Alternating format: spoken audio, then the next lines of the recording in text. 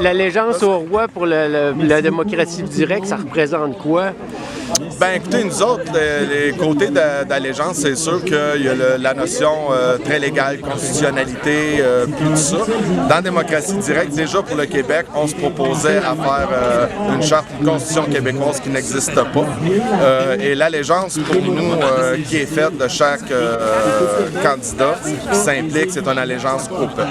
Okay. C'est vraiment envers les citoyens. Donc c'est sûr qu'il faut une constitution solide, parce que quand on parle de la monarchie aussi, on parle des historiques, on parle de l'Amérique du Nord, on parle des droits et libertés. Donc, c'est de faire des allégeances à un roi, ça s'appelle des institutions. C'est pas des allégeances à des personnes. Donc, mais moi, ce côté-là, c'est pas là que j'attache l'importance. Moi, ça serait vraiment d'avoir une vraie charte québécoise, faite avec les Québécois, votée par les Québécois, garantir nos droits, nos libertés, qu'on est des êtres humains et non des esclaves d'un système en place. OK. Comment vous les avez vécus les 2 dernières années, COVID, les lois, les restrictions et tout ça qu'il y a eu au Québec? Qu'est-ce que vous pensez de ça? Bien, écoutez, il y a quelques exemples à travers le monde qui ont été faits. Aujourd'hui, sans se tromper, on peut dire que c'était carrément ridicule. On regarde les chiffres. Je suis un gars de finance, donc je sors facilement des émotions. Je regarde les chiffres.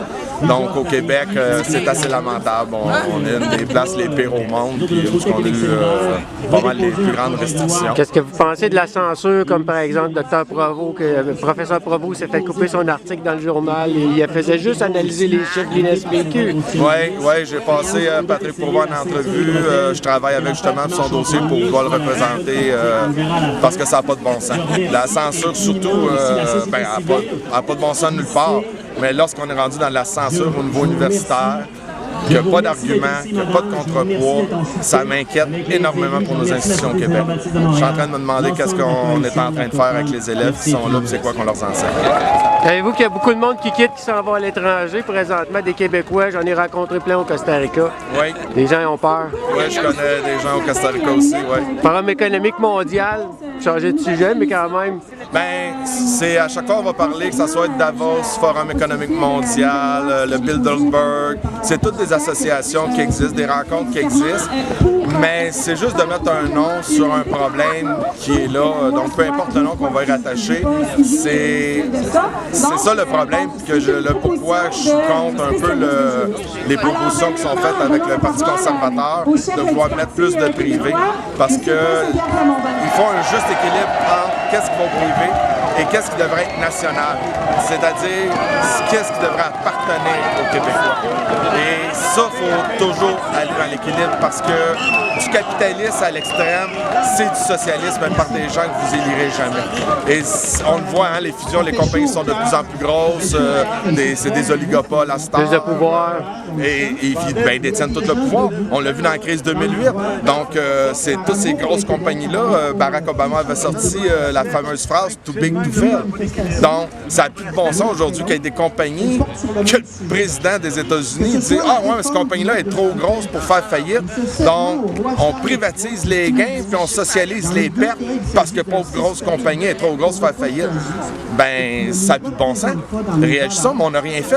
Qu'est-ce que ça crée? Puis le plan de Barack Obama, ça a été quoi? Des faire fusionner ensemble. Donc aujourd'hui, ils sont juste encore plus grosses qu'ils étaient. L'identité numérique, c'est un autre sujet. Les gens, il y en a qui ont peur de ça. Qu'est-ce que vous pensez de ça, vous, qu'on paye tout, plus d'argent en cash, on paye tout par notre téléphone? Ben ça, c'est deux niveaux. Le contrôle qui peut être mis, là. Ben, l'identité numérique, c'est une chose qu'il faut qu'il soit excessivement encadré parce que vous êtes déjà tout identifié numériquement. Vous avez juste à regarder votre numéro et sur votre baptistère. Ouais. Mais si on se met à payer avec notre téléphone, ils peuvent décider ce qu'on consomme ou pas. Là. Ça, on s'en va sur un autre sujet, puis on pourrait faire le lien aussi avec ce qui s'est passé avec le convoi des camionneurs et certaines personnes. Moi, heureusement, je n'ai pas été impliqué là-dedans. Mais que le gouvernement lève le flag et tout à coup, sans aucun... d'un claquement claquement de doigts, les banques saisissent les comptes des gens et tout ça, ça n'a plus de bon sens. Ça n'a plus de bon sens. Ça, c'est un autre dossier qui devrait être ouvert quand je parle. Est-ce que le côté bancaire est un besoin essentiel? Je crois que oui. Et là, on est tous pris avec justement nos cartes de guichet. Donc, on utilise les cartes de crédit. Et là, les banquiers, dans un claquement de doigts, ont le pouvoir de faire en sorte que tu n'existes plus. Donc là, si on paye avec le téléphone, c'est directement au gouvernement que ça va passer par le gouvernement quasiment, là. Ben, le gouvernement, mais peu importe que ce soit le gouvernement ou des banquiers, il y a un pouvoir dans ces institutions-là qui est à réviser, qui est très dangereux. Très, très dangereux. Parce qu'il y a des gens qui sont fait couper leur compte de banque, qui ont été dans un autre banque et que les autres banques n'ont pas voulu. Donc, tu fais comment pour manger, là? On est tous dans le dépôt direct, on est tous pognés là-dedans. Donc, même sans aller dans l'identité numérique, là qu'on voit des camionneurs, ce qui s'est passé avec les banquiers, ça allume pour moi vraiment une lumière rouge dans le dash. Il faut réviser le pouvoir des banques. Ouais, merci beaucoup. Ben, merci à vous.